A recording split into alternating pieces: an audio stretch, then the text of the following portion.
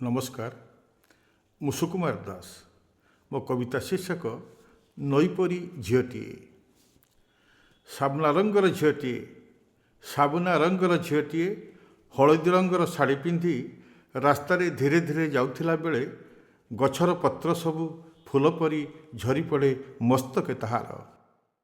ନରମ କଥା, ସରମ ହସ, ଲାଜ ଲାଜ ଆଭିଜାତ୍ୟ ଭିତରେ ଛଳ ଛଳ ଝରଣା ପରି ବହି ଚାଲେ ଅନନ୍ତ ସ୍ୱପ୍ନର ସୌଦାଗରର ଡୋରି। ଅତ୍ୟନ୍ତ ମନ୍ତ୍ରମୁଗ୍ଧ ଆଚରଣ ନଈ ପରି ବହି ଚାଲେ ସମୁଦ୍ର ଜୁଆରେ। ମନ୍ତ୍ରସିଦ୍ଧ ଦିବ୍ୟ ଚେତନାର ଚୌହଦୀରେ ହସୁଥାଏ ବିଧାତାର ନମ୍ର ନିବେଦନ। ମଳୟ ପବନ ତା ଦେହରେ ବୋଳିଦିଏ ବାସ୍ନାମୟ ସୁଗନ୍ଧିତ ବିଭୋର ସ୍ୱପ୍ନ, ଯାହା ଜୀବଜଗତକୁ ଆପଣାର କରେ। କର୍ତ୍ତବ୍ୟର ବେଳାଭୂମି ଅତ୍ୟନ୍ତ ଉର୍ବର, ତାକୁ ମହାବାତ୍ୟା ସୁନାମି ଝଡ଼ଝଞ୍ଜ ନଷ୍ଟ କରିପାରେ ନା ଚିରକାଳ। ସେହି ନଈପରି ଝିଅଟିଏ ଆସନ୍ତା କାଲି ପାଇଁ ସମସ୍ତଙ୍କୁ ରାସ୍ତା ଦେଖାଏ ମନୁଷ୍ୟତ୍ୱର।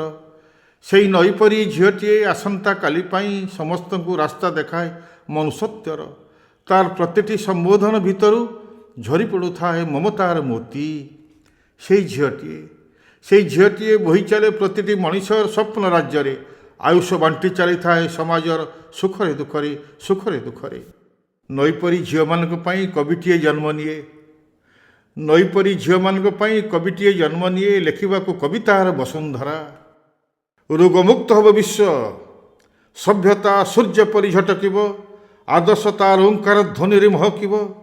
କବିଟିଏ ଛଳନାର ଯୌଘର ପୋଡ଼ି ଦେଇ ନିଜ ରକ୍ତକୁ ନେଇ ନଈପରି ଝିଅର ପାଦରେ ଅଳତା ବୁଲିବ। ଧନ୍ୟ ହେଉ ସାର୍ଥକ ଜୀବନ ମୋର, ଆସନ୍ତା କାଲିର ସବୁଜ ବନାନୀ, ସବୁଜ ସକାଳ। ଜୁହାର ସମସ୍ତଙ୍କୁ ନଈପରି ଝିଅ ପରି ଗେହ୍ଲ କର, ଆଦର କର, ସମ୍ମାନ କର, ସମ୍ବୋଧନ କର। ଆସନ୍ତା କାଲି ପାଇଁ ସବୁଜ ବିଶ୍ୱକୁ ପ୍ରଣାମ କର।